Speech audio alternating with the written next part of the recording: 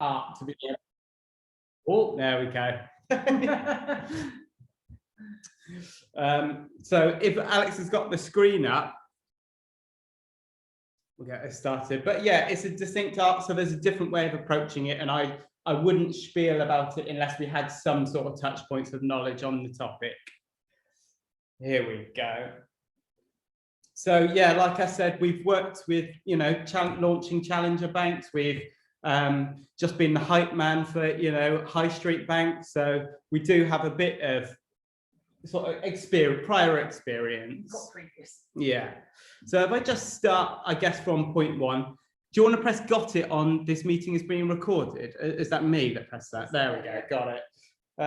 Right, yeah, so the first point that I'll talk about in this list, and it's not, I don't want to hammer home that like this is a list of the 10 things you must do, everything you're doing is wrong. I hate when people go in and do that sort of thing, because depending on the size of your business, the strategy of your business, your approach and who you're talking to, it should be an entirely bespoke thing. It should be something that is unique to your business. So all I'm setting out is a couple of sort of guidelines for things we've observed across the route through doing this for a number of years.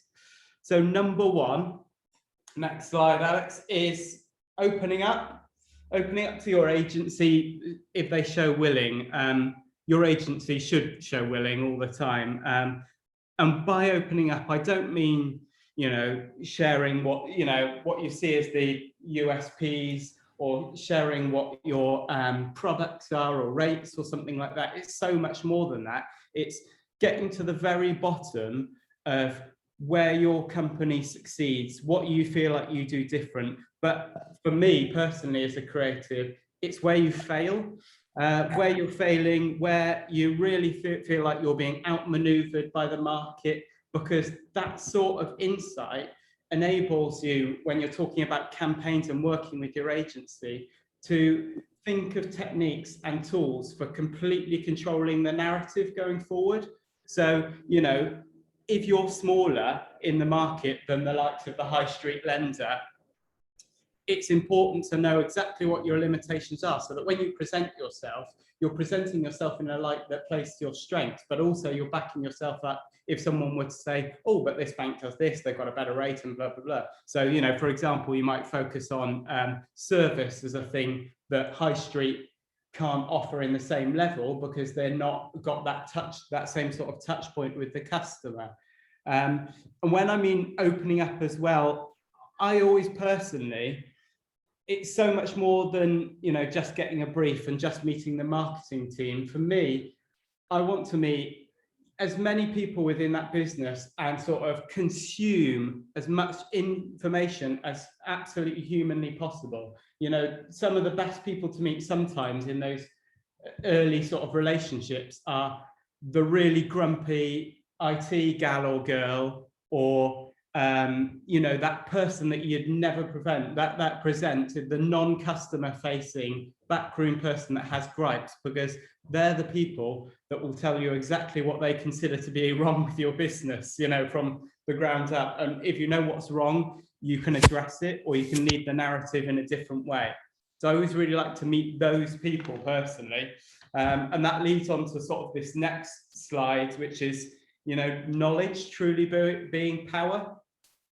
And, you know, I've talked about sort of opening it up, but it means that if you get yourself into a situation, or say, for example, you're on Twitter and someone brings you up on something, you have the rebuttal because you know who you are and you've set up your sort of strategy going forward as something resourceful. So I always like to do that personally. And also there's a major battle to be won in all the other things outside of rates and products. You know, as an individual, I can go online now and almost find everything I need to know about what products you sell and what rates you are and how you compare in the market. Where we win everything else and where we win the customers, from my perspective, is everything else other than that. So it's service, it's the things that you pride yourself on and the gains you can do in your approach in the market. So for me, that's the battleground with all banks at the moment, is not rate, because everyone's going to use the best rate they possibly can. Yes, you say about your rate later on in your communications, but where you win the battle now is everything that wraps around the product. I think best way of demonstrating this is in a few examples of how people have led their own narrative. So it's always really obvious in challenger banks, because they can't just say, hey, we have the best rate, we've got a physical shop on every high street, etc., etc. So first example of this, if you mind scrolling on, Alex, would be I don't know if any of you have come across these. You will have done. N26. I first came across these on a tube platform, just seeing one of their things. And this is really about sort of like, they've owned their narratives. They're being a disruptor in the market. They're not as big as your other banks. They were newer, and they've come in and they've thought, right, well, we can't compete on the certain obvious levels when you're typing into, to an application. Where we're going to have to compete is by setting our tone and setting our story out. Sort of marketing themselves as the no bullshit bank, whereas actually, look at these advertisings here. Being secure is a reason. There's no way. There's so much bullshit wrapped up in what they're talking about, because my bank, HSBC, is so secure sometimes I can't even access it. There's 3 levels of security, so they're not doing anything that a high street bank isn't doing. But having talked to their agency, and you can see, and having got the insight, they're just owning the narrative that they're better at all this other stuff, by painting the big bank as inauthentic almost, So, and they've done it very successfully. But a big bank isn't going to take on that challenge and say, "Oh, wait a second, we've got no hidden fees. Everything we do is transparent. We've all got mobile apps now that allow us to do it." But they're just owning the narrative, and they've done that quite successfully in the way they've presented themselves. Next example is one everyone will know, is Monzo. Previously Mondo, when I first joined up to it. They're a really nice example of basically presenting themselves as the pioneering bank. They embraced word of mouth.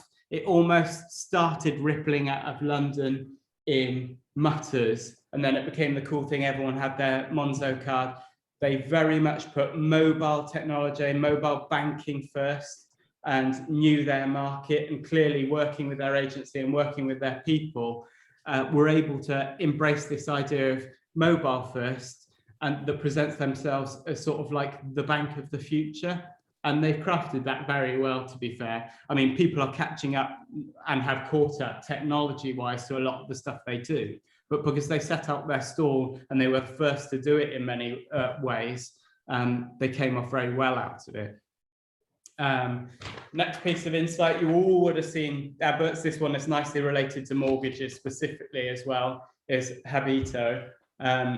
Everyone would have seen their ads. I mean, they're extremely disruptive ads. They're sort of like smack you round the face disruptive. But actually the tone of what they're saying in the ads is aligning themselves as an ally to the customer. What banks still do very poorly, and not just banks, but providers, lawyers, estate agents, no one owns the idea very well or very effectively, from what I can see at the moment, of guiding people through the process. It is still a massively baffling process, and there's a lot of assumptions made really early on that everyone knows everything about it. I mean, the only way I got through it personally is I had one guy, we used Mortgage Advice Bureau, who basically handheld me through it, and chased up the lawyers and stuff for us.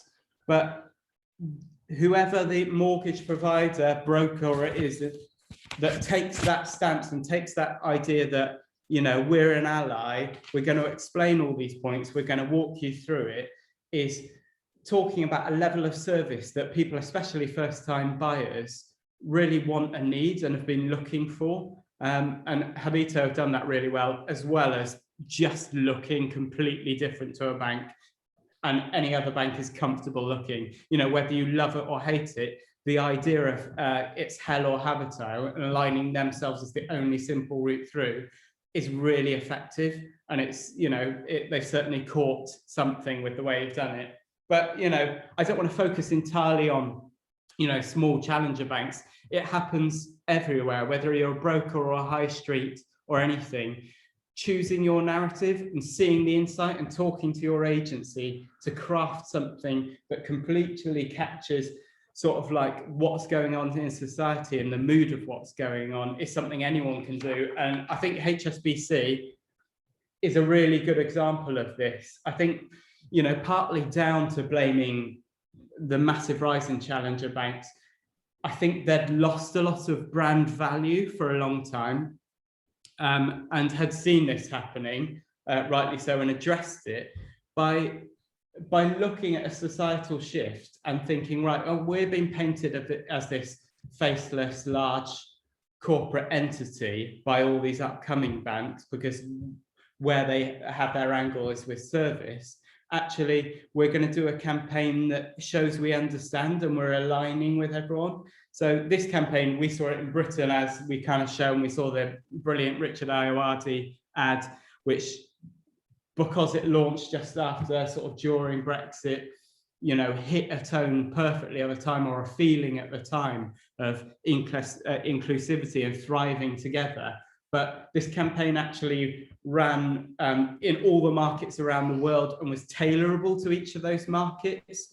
So they presented themselves as understanding uniquely the setup of that company and that market, which completely shifted this idea of that they now come across as a warm and understanding bank rather than a faceless corporate entity, which I'm not saying they are, but, you know, that's what other smaller rivals have been largely painting them as. And like I sort of insinuated earlier, I believe this, you only get these results and these better production of work by sharing completely openly everything you're feeling or experiencing with your agency so that they've got all the tools and information under their belt to help you properly communicate everything you feel you need to regain traction in the market, whether it's regaining, you know, your brand and your brand value, or whether it's gaining traction in what is a really, really noisy market of lots of people vying for everyone's attention. So, sip of water after that. I'm speaking extremely fast. Sorry about that. Hope everyone's keeping up. It's great. Thank you, Daniel. Right. Point two, I'm hoping this makes a few people happier as well, because my advice would be very much from what we see, do less, but what you do better. I don't mean to say do like that, but you know what I mean. I think it's a common mistake in the market with the, you know, it's what draws people to marketing, like me to marketing, is that the platforms are ever evolving. There's always a new way to be approaching customers, a new way to talk. And it gives us so many platform options. But a mistake is that you can have some agencies or some people come in and saying, you have to, if you're big or you're big in the market, you have to be seen in all of them. I personally don't agree with that. I'd resist the urge to do that. I'd choose the channels and platforms that align with your campaign and your business objectives, you know, whether that's for brand awareness, lead generation, you know, creating forum for feedback, all these things. I'd choose those channels and do them really well. You know, and part of that is engaging the audience at that right time in the right frame of mind. You know, some of these platforms that you can choose are quite invasive. You're talking to people in a platform they used to be talking about, you know, looking at their private interests or connecting with friends. They don't necessarily be wanting to be interrupted at that point by, hey, here's my product shoved down their throat and here's the rate for it. You know, they're not warm to it at that point. So, you know, it's choosing those right platforms that fit your tone and fit your agenda and choosing it to do it at the right time. And like I said, for it, choosing something you can commit to. half-ass doing anything, and this isn't just based on social media, it's whether it's a show or whether it's sending out a piece of DM, it's whether it's taking a spread, you know, for a spread, for example, if you've got an incredible campaign idea, shoving that down in a corner of, you know, a quarter page ad when you could splash it on a double page spread instead of siphoning off half your budget to attempt TikTok or something like that. And same with, you know, attending shows. If you're going to attend a show and your competitors are attending a show, but they've invested massively in the way they approach that, you know, whether it's their backdrops, the time they've dedicated to sort of creating conversation around it, that's so much better used. Your budgets are so much better used in key areas that really work for you than trying to be everywhere all the time, all at once. And actually, you know, being on Twitter, you know, that is something most banks are these days, or most brokers are these days. But if people look back at your records and then they see, oh, right, they posted in 2016 and haven't posted since, it's almost more damaging than being on there at all. You're better off spending that time investing in a platform that can really benefit you and not sort of splitting the attentions of whoever's having to produce this stuff along a wide range of things. That would be my kind of scope on it. To make that easier, we've done a very basic, this isn't a lesson in, you know, social media at all. I'm not qualified for that, but we find it easier to break down the channels into sort of like usage. So LinkedIn, roughly, people that are on LinkedIn are roughly already in a professional mindset. So it's really good for engaging brokers, engaging professionals looking for products, because they're in that frame of mind when they're in LinkedIn. They're looking for sort of thought leadership. They're looking for stuff related to the market. So they're already warm leads rather than scattershotting, you know, hoping someone's going to see something at the right time. Facebook is really, really good for sort of highlighting and exposing your brand personality. So if what you're trying to do for your objective of a campaign or brand objective is improve brand awareness or improve how you're seen amongst the market, Facebook's really good at that because it shows the personality of your brand and makes that very easy.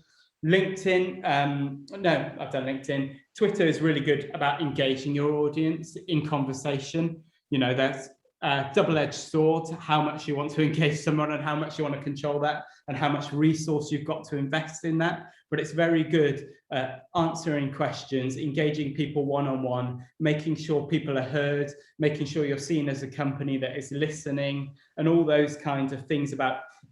It's also very good at sort of engaging with user-generated content. So, you know, sharing articles that you feel are appropriate to your ethos and your bank, your brokerage, whatever. Instagram, I always kind of pictures it's sort of like reinforcing the brand image and creating sort of and establishing aspirations. So, you know, if you're talking about self-employed mortgages, it would be the image of, you know, the coffee shop owner or whatever, and doing that and associating your brand with that market. So it's very good. It's about sort of like visually associating yourself with certain markets. TikTok, I'm yet to be convinced, to be honest, in the mortgage market of the worth of it. I'm happily to be shot down on that. But based on the demographic of the audience being very young predominantly, and what people are going on there to view,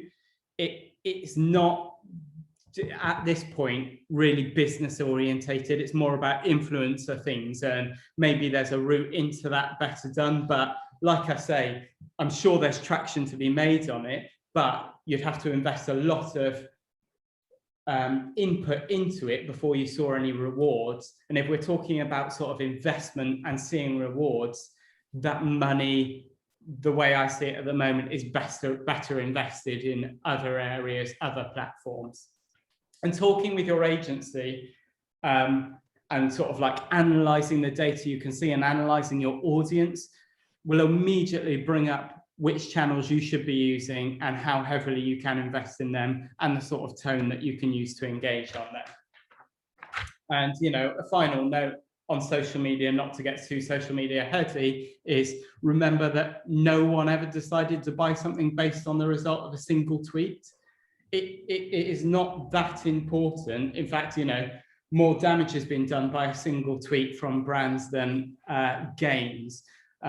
Social media is extremely impactful, but it should always be part of a larger strategy, layered approach where you're presenting yourself on that front across all channels. So whether that's email, at shows and everything.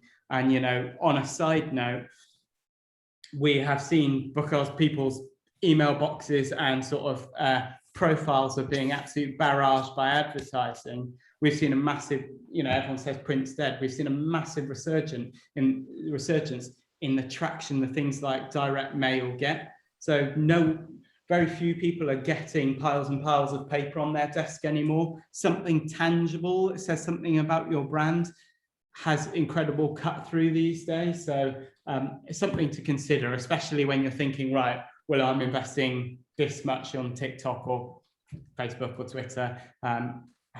Is that going to give me the returns that investing targeted advertising for direct mail could? So just a debate to have, but something that a quick discussion with your agency could soon sort of like wriggle out.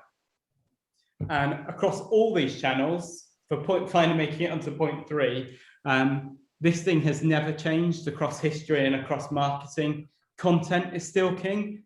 Like I say, no matter the platform, once you've chosen that platform, it's not just about being present on that platform, it's what you say on that platform and what you decide that platform directs them to. There should always be an idea going in that this is about increasing brand loyalty, generating leads or something like that. And that gives your agency a really distinct guide of, right, where we're sending them calls to action. Some people surprisingly still forget, after every piece of communication, there should be a call to action to promote you to do something.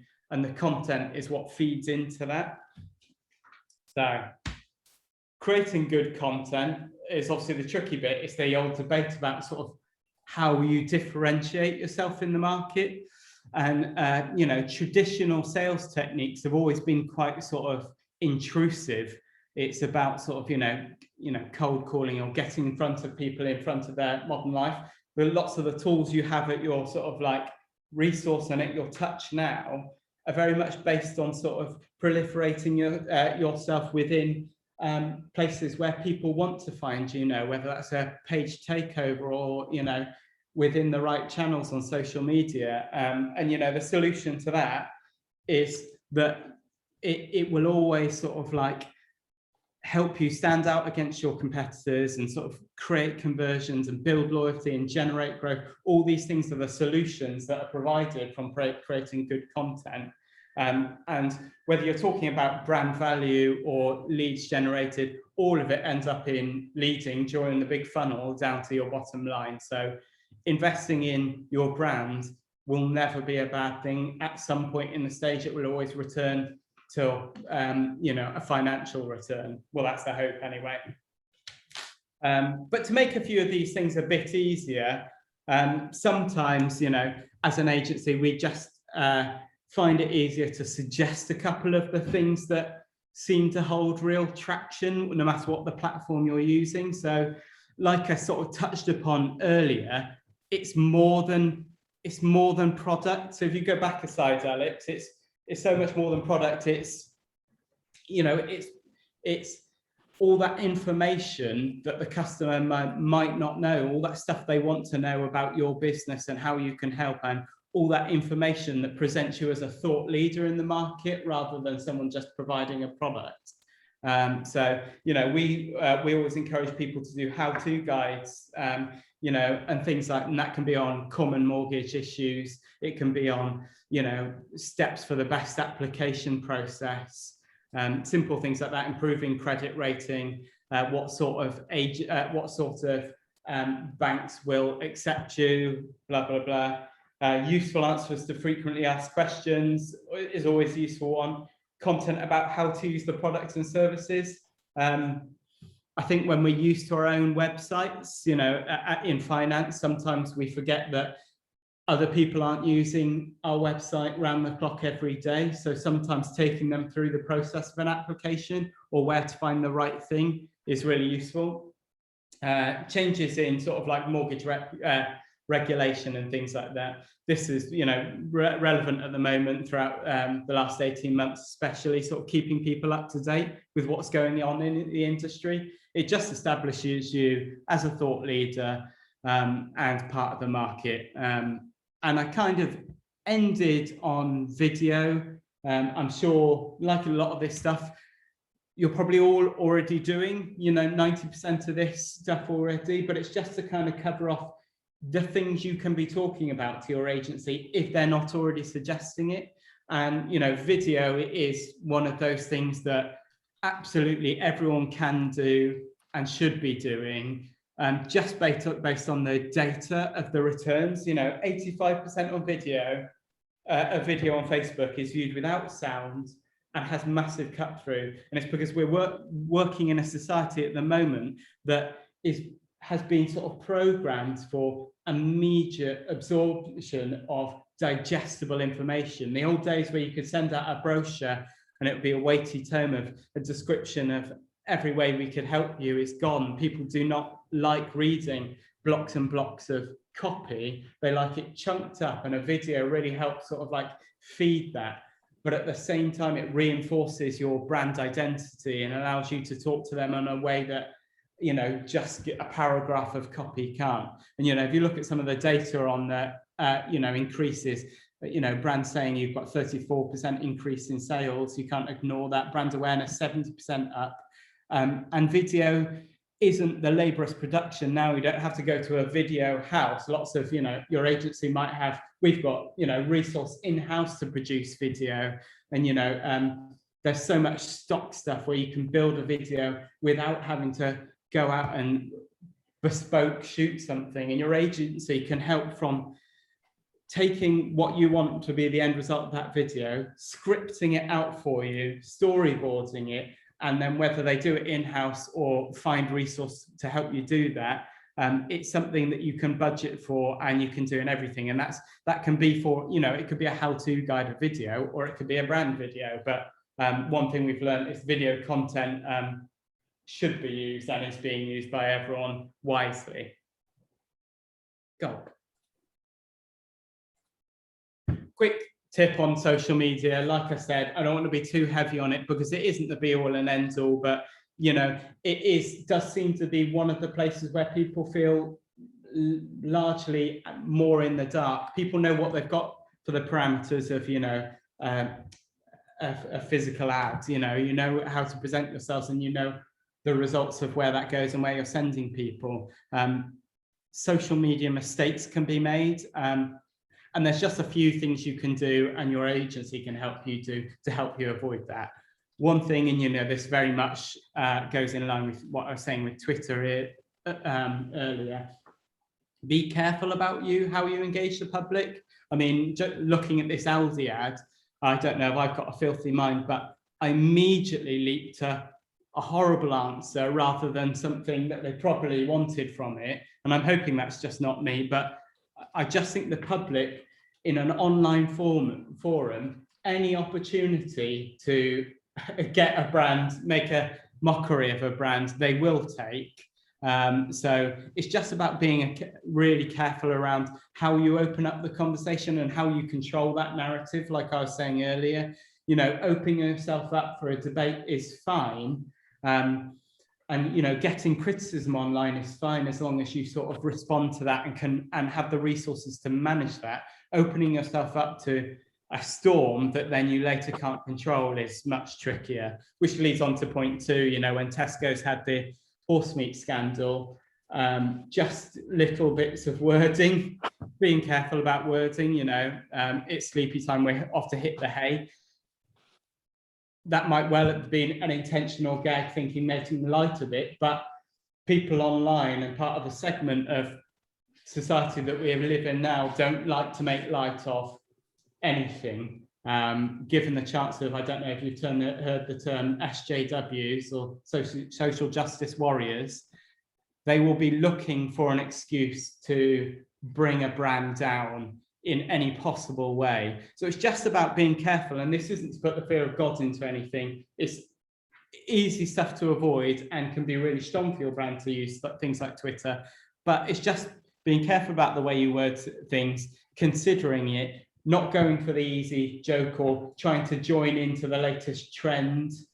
It's about sort of considering your moves carefully, because like I said, getting a laugh off the latest trends in the long run isn't going to have a big brand impact on you. Making a misstep can do, reputation wise. The third one shouldn't need to be said whatsoever, but sharing competitors' content, clearly, you know, the likes of you sharing Arrival is obvious, but you know, British Airways have fallen into it, and many have before them. So just being, you know, Twitter's great for user-generated content, but it's also a hurdle checking. Make sure you read what that content is stating before you share it yourself, because by sharing something, you're almost aligning yourself with every word of that content in that article. So just a little bit of wary few tips on social media.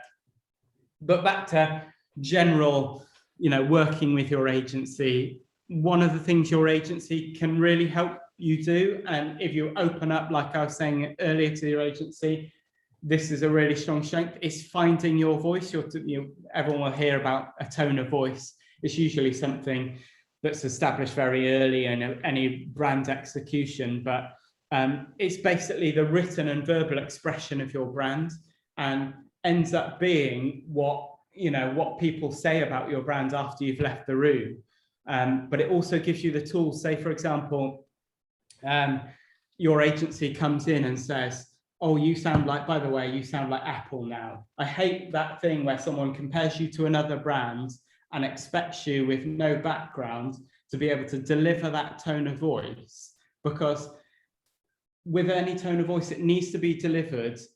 I personally think it should be just you on your best day every day and delivered consistently. Unless everyone within your that's communicating within your business can do that on every platform, in person, at shows, on social media, in response to emails, it's really hard to be able to do that if your voice is disingenuous. So if you've been told, oh, you sound like Apple now, and you're asking someone to respond to a customer complaint, it's a really hard task. So your agency can talk to your company, find the best bits about it, find the way you talk yourselves and your marketing team to talk, and embrace the best elements of that, and just give you a really we've produced for brands in the past, a rudimentary sort of like tick list of simple things like vernaculars that you potentially wouldn't use, or things like that, how you approach, how your tone might shift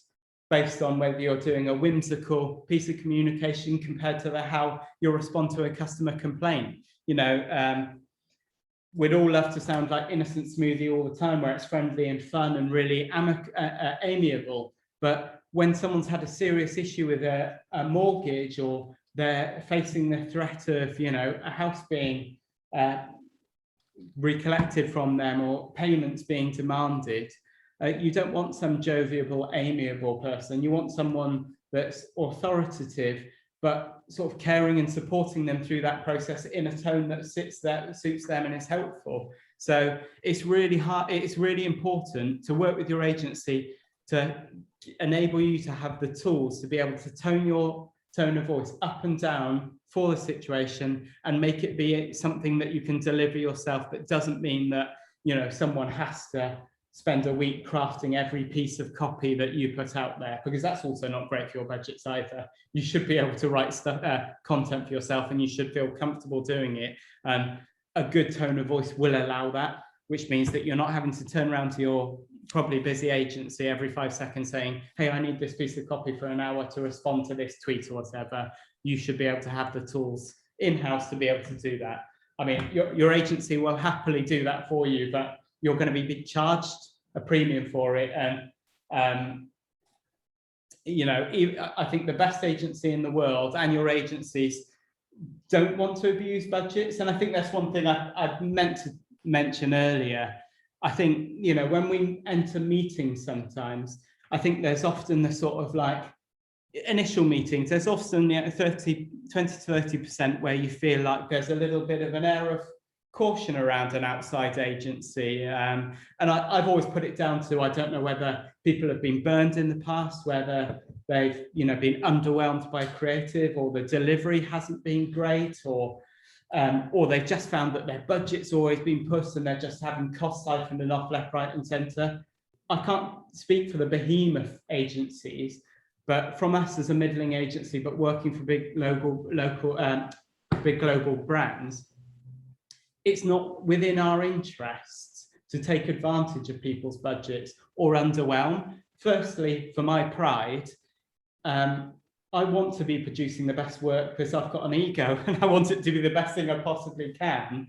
And I want every project to be potentially award-winning, and not everything can, because some of it's pretty rudimentary stuff, but I will always be pushing those boundaries. And on Vicsize, as our managing director here, we don't want to be taking advantage of people's budgets, because where relationships really work for us is when they're long lasting and they're mutually beneficial. So we want to kind of embrace that culture and always be over delivering, because I don't know if everyone else has noticed, but the mortgage market tends to be slightly incestuous in the way people move around. So whoever you're working for at Kensington one day, 2 years down the line might be somewhere else. So you don't want to burn your bridges. So it's not within our interests as an agency to take advantage of people's budgets. So that's where I'd say, open up and have that bit of trust from my experience, because it's not to my benefit to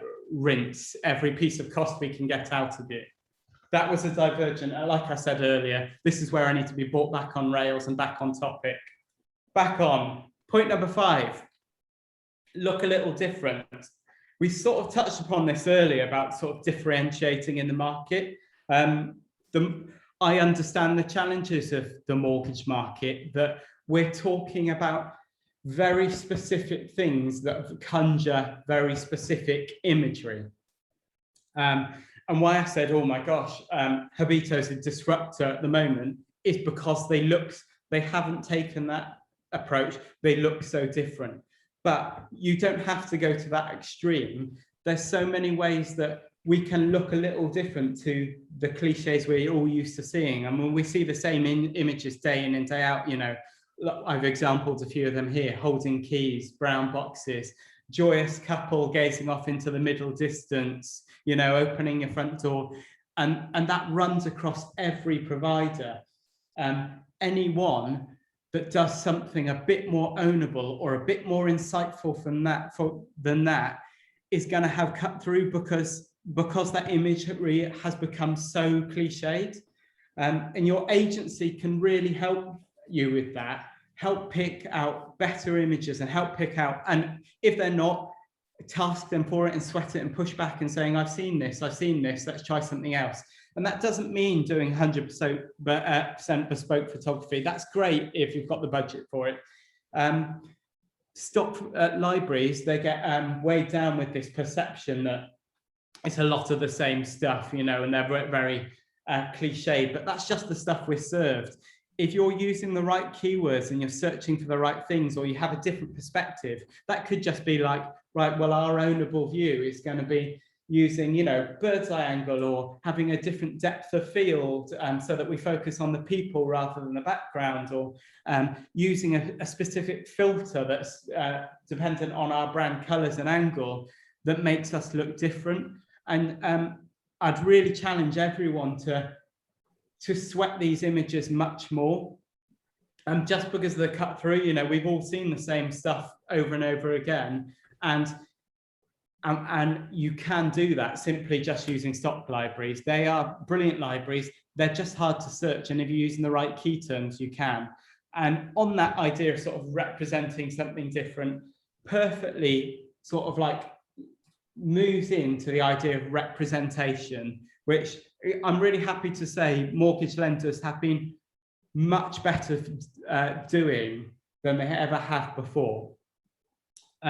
Representation has been something that there never was before, and those sort of stock images in the background show it. It's coming through now. Brands are much more comfortable to to represent a realistic picture of life than they ever were before. And that's not just multicultural, but it's, you know, the LGBTQT plus community. Why can't I ever say that on the spot? LGBTQ plus community. But there's a really fine balance, and I'm sure everyone's seen it at the moment, between striking representation and slipping over into tokenism and bandwagoning a topic. And I think everyone's seen it where they have an ad break and, you know, every other ad is like, wow, that's representation is great, but it's overload, and the types of images people are using are slightly off.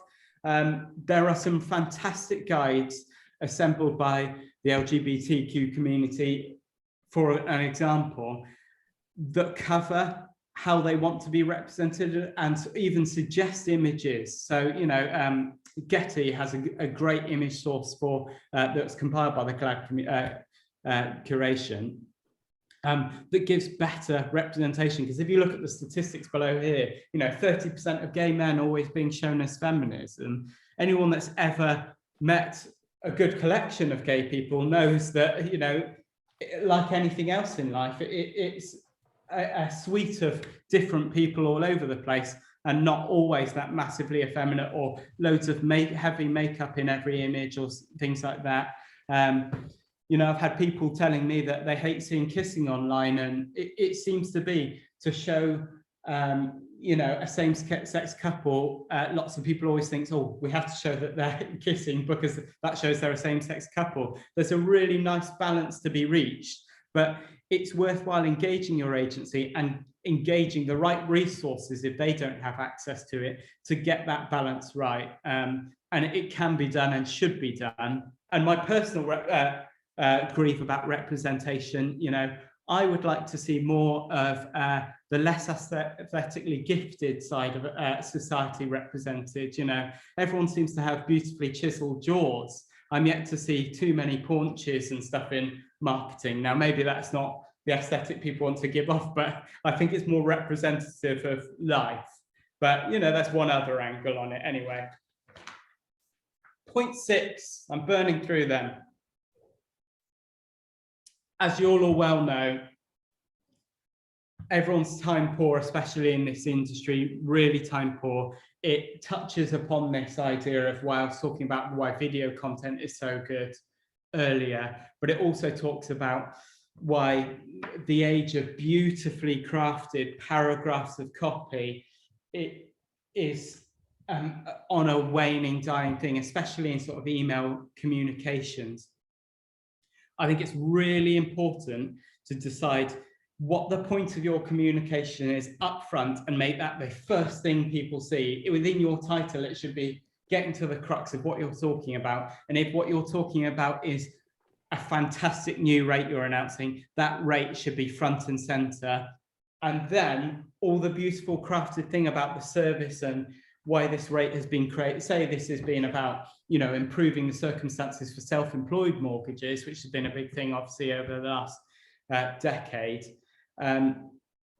It's really important that, you know, that self-employed rate is put front and center, and then all the reasons and the nice feeling brand stuff about that is then wrapped around that after. So for those skim readers and those people that just want to know the product and the rate, it's there front and center. Those that you've hooked in with the way you've presented it then have more to read, and then you're directing them to the right place, whether that's an app, straight to an application or to your website or to a phone call and a contact. And I just think, you know how little time everyone has, and you know what we're like with emails as well.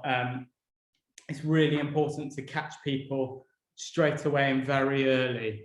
And I'll come on to part of this a bit later as well. But the next point, talking about email communications, is timing is absolutely everything.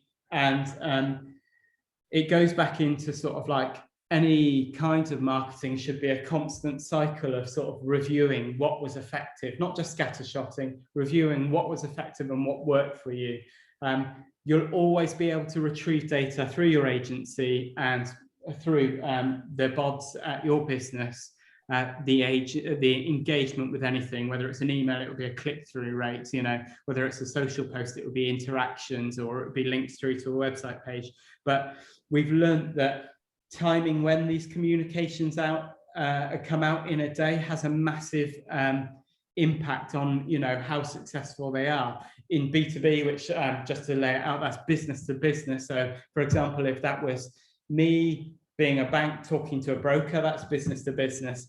That email, a piece of anecdotal data midweek at 10 a.m. would be way more successful than first thing in the morning on a Monday.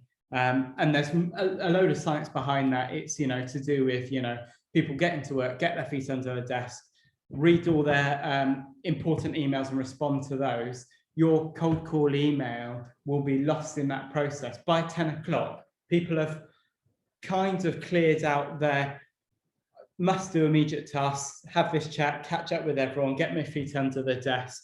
And midweek at 10 o'clock, people are about that time where they're much more receptive. Now, don't just take that quote of midweek at 10 being best for everything. There's a whole science behind it. It will be different for your product, your customer audience you're talking to, but that data is out there to be extracted and tested. So, send one at that time and then send another email at another time and then see the results. And that going forward, that will feed into your strategy going forward about getting the best open rates, but also getting the best warm engagement regarded to that. But that timing also goes to not just physical timing of, send this email at this time, but timing of when your messaging goes out, when you're on a hot topic of, self-employed people not being supported. I'm picking this off at the top of my head. And that coming up during the pandemic as well. 5 minutes. Right, that coming up in the pandemic, you want to get them at that time and sort of have content related to that. Boom, 7, 8, get your key stakeholders involved. And just talking about, so I'm conscious because this is all really good practical stuff, and I know we've got an hour in. If you've got a bit longer, I think we can go through at a decent pace without rushing too much. If people need to leave at 2 o'clock, what I say, we are successfully recording it now, despite my missing the first chunk.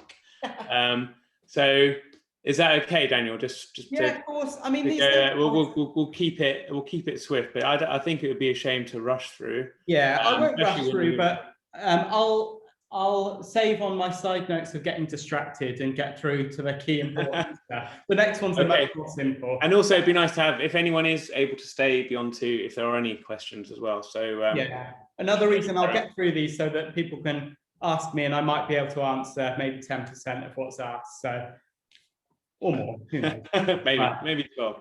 So thanks, number 8, really important, and this is something we've seen since the beginning of founding Factor 3.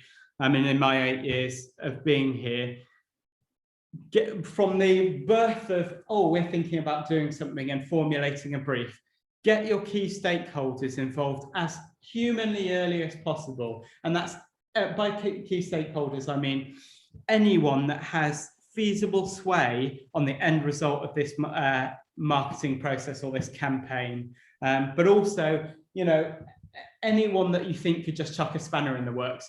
The amount of budgets we've seen scuppered and timings we've seen scuppered by getting down the line, presenting 3 concepts along a thing because the brief said, this is what we wanted to get across. And then later down the line, someone from sales might come across and say, actually, this is what I wanted to achieve from it. It can completely derail your budgets. Get those people involved, not only in the making of the brief, but if you can, get them involved in that first initial meeting with the agency. Like I said earlier, the more information, the more people I can meet and consume, I want to learn things so I can make the best advertising for them. The more people involved in that, the better, the less chance that there's going to be an issue later on down the line.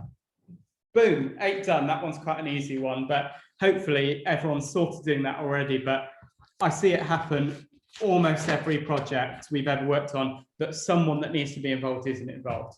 Number 9, when crafting emails, sweat the subject line. And what I mean by that is well, you'll know what I mean by that. It's the one line that gets you to open that email. It sounds stupid, but we spent an enormous amount of time crafting the campaign, coming up with beautiful imagery, crafting email copy that targets everyone in every way.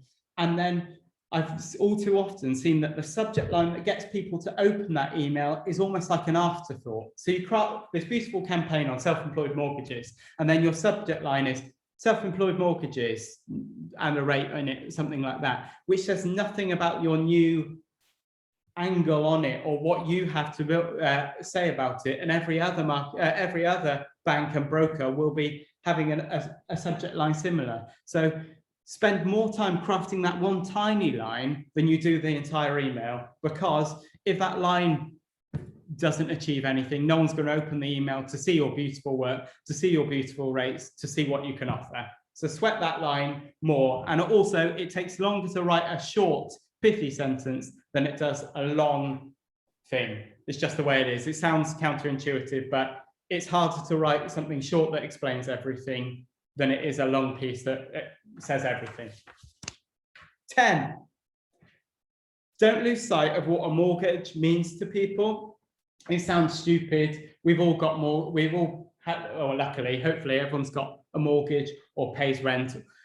The importance of owning a house to that end person can sometimes, when you're seeing data and applications, get lost. You play an incredible part in probably, you know, the second most important or first most important decisions of someone's life or financial commitment in someone's life. And this is what I mean about engage. There's fertile ground to be engaging your customer, understanding what it means to them, and turning that round and helping them with that. And that can come down to sort of how you reconnect to your customer. So moving on to the next slide. You know, it's about knowing the process that buying entails and not assuming your customer knows, like I said earlier. It's owning that area as the thought leader or the helping hand, especially if you are not a high street bank, maybe, and you're not known. You've got to be able to provide that service and that advice that says that you understand the end customer, or you understand your broker, to get their attention as well. The perfect example, just to finish this, is about the little inconsequential things that really matter. When I got my first mortgage, a little story here, it was with Nationwide, and on the day I moved in, a box arrived on the door. You couldn't see the cover, it was just the sides, and it had all the graphics and weight of being a fish tank.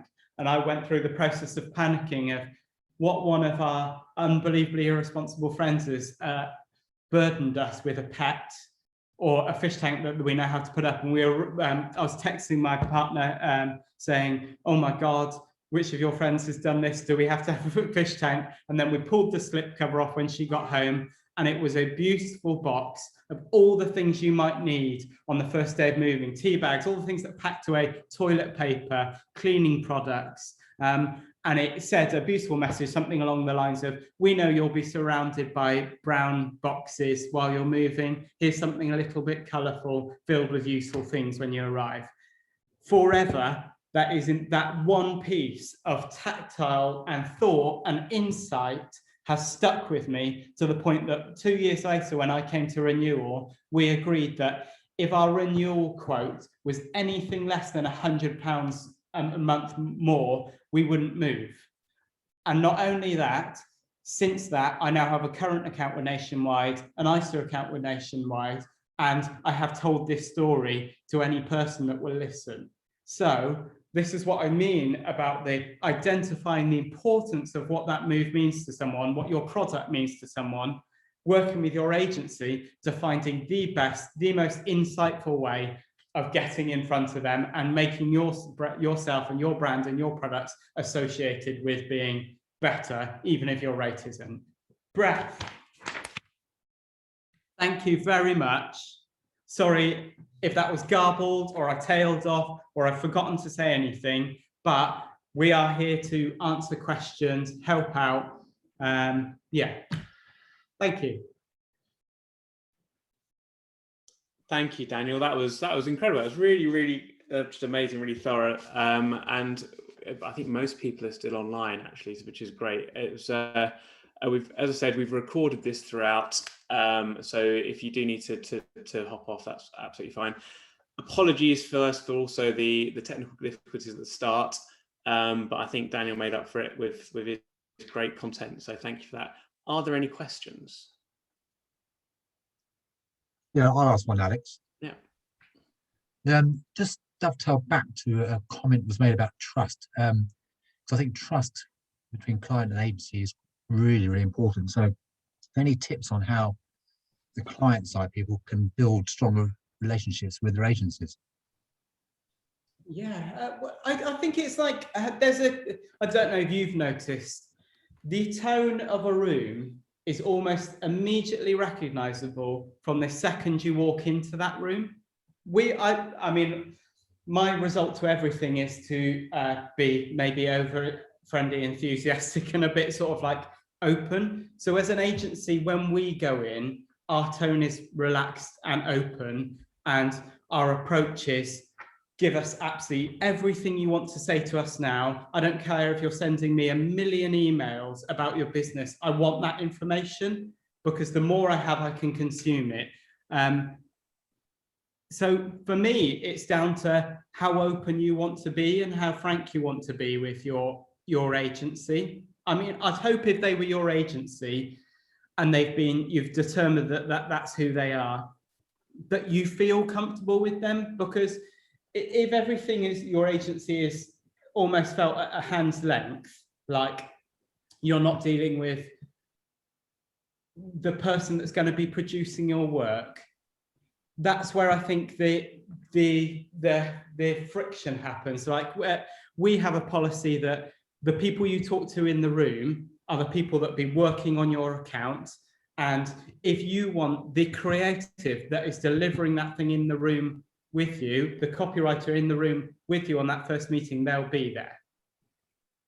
And I personally think that's as a creative, I love sitting in those meetings, because there's things you pick up, words you pick up from you, the client, that won't get translated in a brief. I hope that says, I mean, for me, relationships always open, because I go in wanting to forge the best relationship. Yeah, so I guess what you're saying is communication is the key. Absolutely. Open up, go in with the idea that your agency, I can only say this from my perspective, go in with the idea that your agency is working for your best benefit, because if you have a successful campaign, if they successfully deliver, it's also success for us. So go in with the idea that your agency is working for you, is part of your business. When I talk to our clients now, I use the term, when we're talking about selling our product, I say our products. I talk as if I'm part of their business. And I do that naturally, because I have taken the time to understand their perspective, their products, their industry, as much as I possibly can, that I could confidently talk about it. So I'm aligning myself as part of your staff. One of the, and it's sort of a question stroke observation. One of the things you spoke about earlier was the importance of opening up.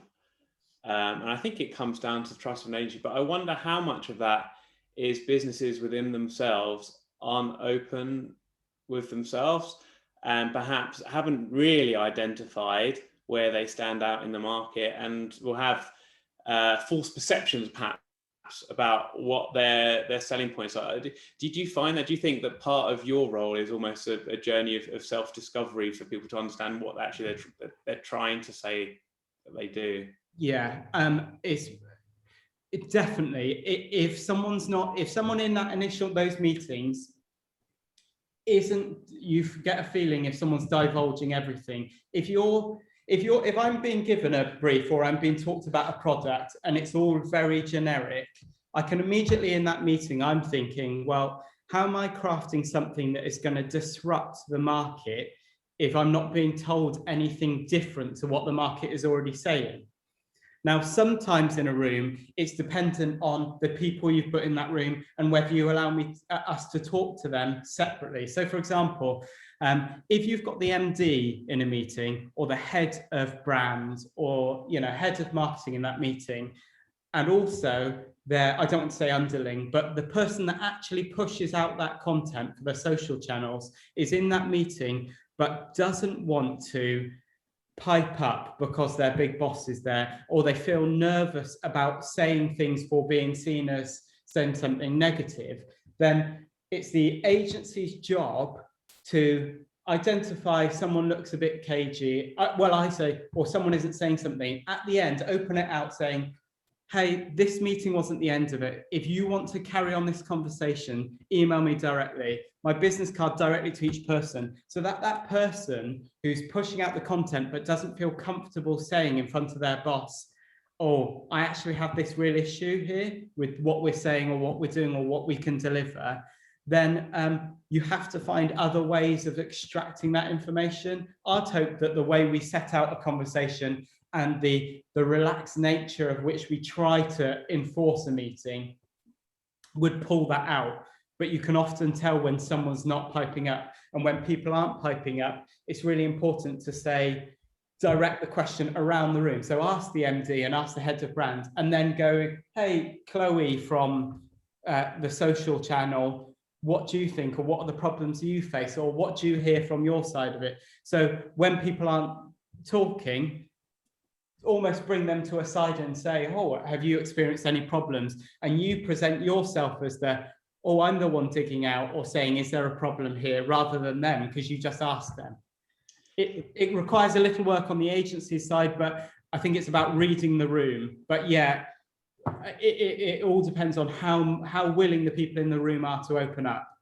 It's funny, so my observations from when I was in-house and working within businesses, working with agencies, and also from being on the other side from a PR perspective, is that almost the best value from an agency is that it's almost like a business therapist. And it gives people a platform to open up and just ask those questions that perhaps people aren't asking with businesses. And that's it comes down to, it's the content and being open about what you're selling. That, to me, if you can work with people that draw out those bits and pieces, that really adds immense value, on top of any campaign, really. Yeah, I mean, one example, I won't name the person. We were sat in a meeting with a person that opened up and said, we can't compete with the high street. Where we can is we've got the resource with our underwriters to very quickly say whether something's an appropriate case. So we'll open our underwriters out to you. So that gave us a steer to say, oh my God, when has a bank ever said, oh, hey, you can speak directly to our underwriters and they'll tell you before you have to do any work whether you've got a case? Saving someone, so we talk about people being time poor. If you can give us something like that and say, oh yeah, you can offer out access to our underwriters directly, then no one else is doing that. And it's something great to talk about. And that happens from someone saying, oh, I've got resource. Yeah, definitely. Any other questions? I actually have a question relating to a point that you just made. So you mentioned that it can be challenging to come up with marketing concepts if the content is not disruptive and it's the same as everybody else. But in the instance that I'm in now, I would argue that the specific lender I work for is relatively new in this space, in first charge. And so my thoughts were the first step would be to educate people on what we actually do as a basis. But it's very simple and very basic messaging. So do you have any advice on how I could provide the education piece without just talking about, well, do you know what, so do a load of other banks do this? Yeah, I mean, it comes a little bit into the tone of voice. I'd hope that you've got a somewhat unique tone of voice and look to in the first place, that people are saying, oh, okay, this is something a bit different. And when I say disruptive, I don't mean disruptive in the sense that Habito look different. It's not that, it's just a different way of sort of getting in front of people. But let me think back to your question and analyze it properly in my head.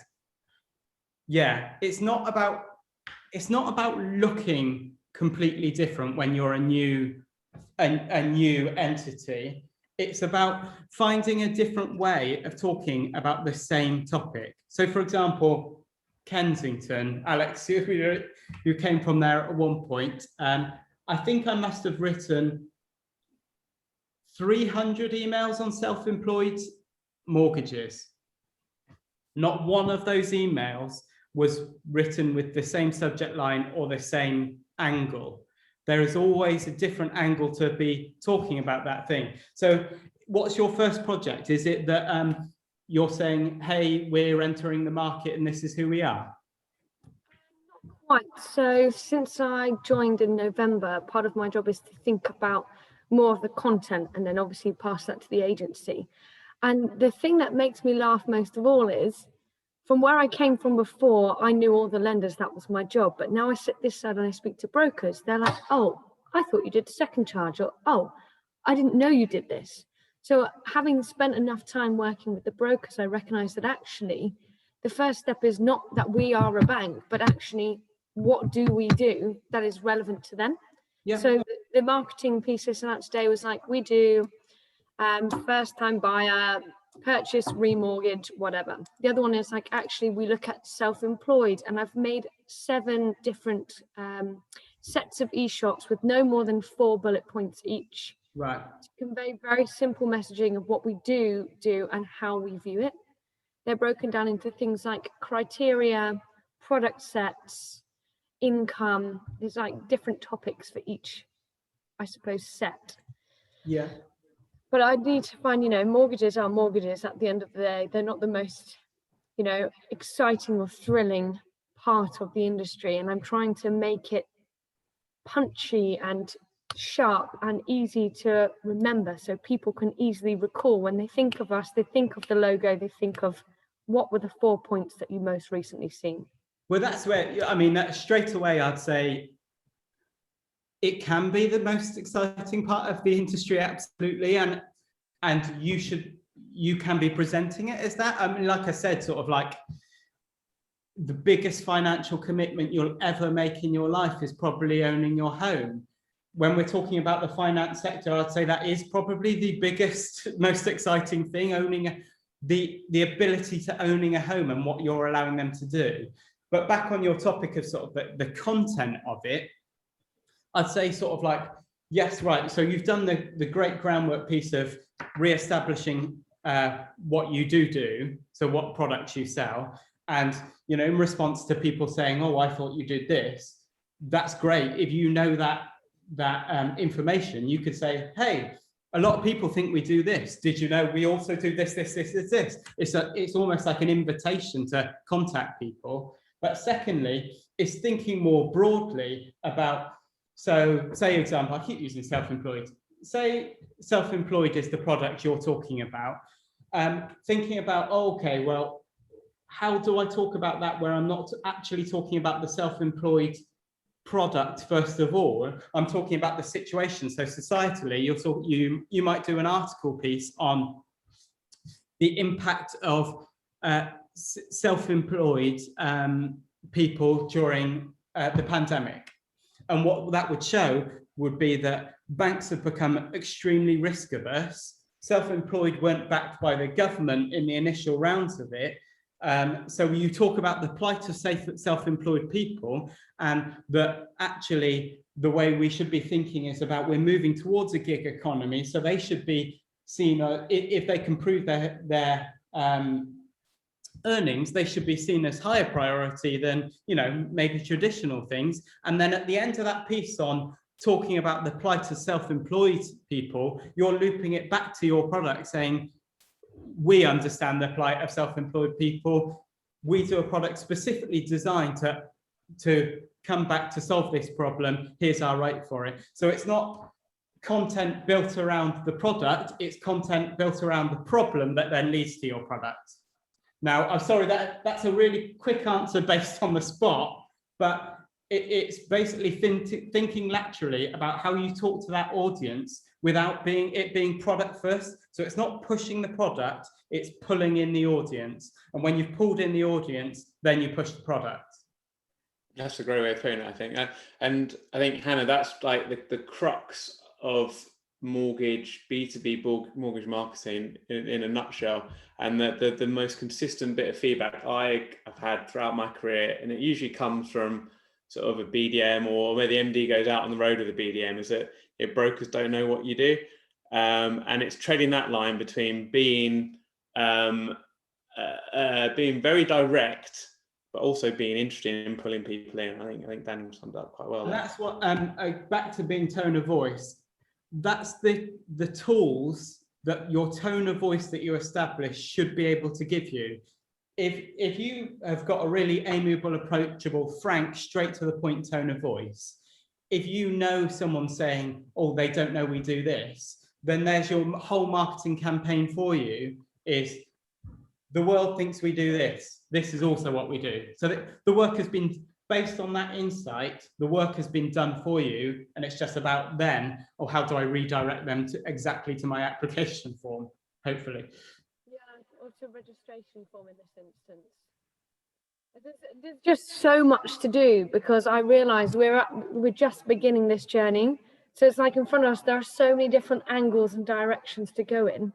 Yeah. The first challenge is to change the narrative and the voice of the bank. You know, I remember how I viewed it when I first joined as a very serious, pinstripe, middle-aged, white guy called Dave kind of bank. And quite frankly, not anywhere near as interesting as some of the others in the market. And I hope that by taking off that serious, depressing grey edge and turning it into a more light-hearted, interesting, simple, modern, technology-facing lender, that we could generate and put ourselves in the right space with peers that we would like to be more like. And the badge, I would say, argue, the badge of your brand that you think's got this old-fashioned sort of like is encumbered with that, really doesn't matter if you can adjust the tone. So for example, when we did some work with Secure Trust Bank, I don't know if you know them, but you know, the name Secure Trust Bank, it sounds, you know, financial. Their thing is a shield and everything like that. When we spoke, is that you? No, we're United Trust Bank. The same story, exactly the same story, a shield. Yeah. But when we got in and spoke to their people, the reality of who's behind that business couldn't be more different. Yes, they're very secure and they're sort of like, they've got the backing, so that you know they're not going to be a bank that disappears overnight. But the urgency, the flexibility, the humor, the frankness, the honesty of the people that work for that company and how open they were for us when we came into it was not reflective of initial perceptions. So you don't have to change the badge, you change the tone. I would agree that I think our team are the most diverse and interesting group of people I've ever worked with in one place. I was like, how are you all bank people? This surprises me. So I believe we've got the people, we've got the products now. It's just a case of communicating that in a controlled manner to remember that resource now is probably our largest area where we will fall over if we go too crazy. Yeah, and that's what I said early on. Choose the right platforms and spend more time now thinking about the overarching strategy. What do we want to say about ourselves? How are we going to achieve it? And choose the platforms that you can commit to. If resource is going to be your issue, don't think, right, I've got to be here. Someone spends 1 day a week on Twitter, 2 days a month on something else. You're just spreading your budget really thin. Figure out where you're going to get in front of your audience best and where you're going to have the best interactions. And that can be done through a bit of testing, and invest the time in that. Don't scattershot it across every platform and hope some of it sticks. I mean, you're better off spending your budget on doing an email campaign and then doing a proper, what people don't invest in enough, proper remarketing. So you see those open rates, you see who responds to that. Those that don't get the next email where you've tweaked your messaging because you know they haven't responded well to the first one. And Alex was fantastic at this, thankfully. and got us sort of like heavily involved in it. Remarketing through email, everyone should be doing it all the time. You should be taking your learnings from any campaign and making sure that impacts the next thing you do. If people aren't responding to the thing you've done, don't just keep beating that bush hoping your fortunes are going to turn around. Try a different angle, speak to people in a different way, approach them from a different place. Awesome, thank that's you. really And a little helpful. compliment for you there at the end. That's quite nice.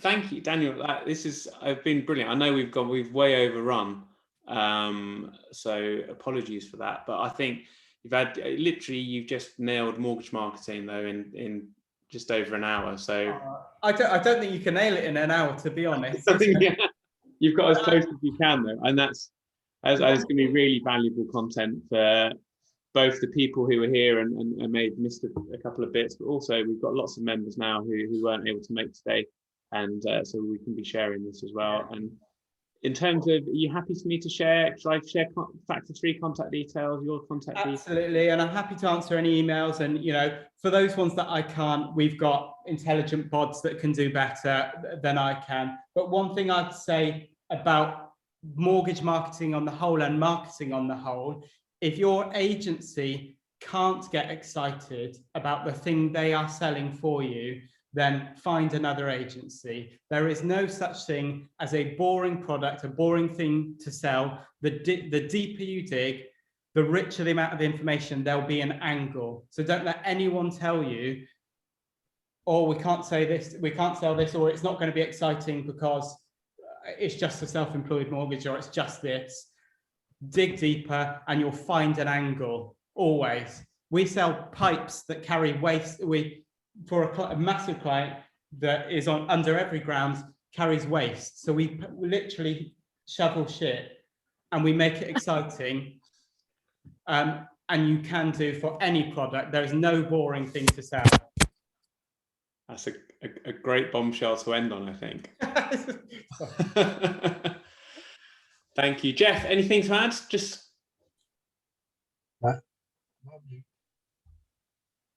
Don't think so, but you're quite faint. Yeah, that's fine. Yeah, nothing more. Just to say thank you very much. It's very insightful. And thank you, Hannah. Thanks for your questions. And Daniel, thanks again. Really, thanks. That was really brilliant. And apologies again for my. I think we looked quite slick in the end, like in terms of changing the slides. So. Oh, the slides was very slick. I'm not sure about the narration, but that was good. It was passion, and so important, I think, in terms of communicating the message. So, thank you very much. Right, I'm going to stop recording now.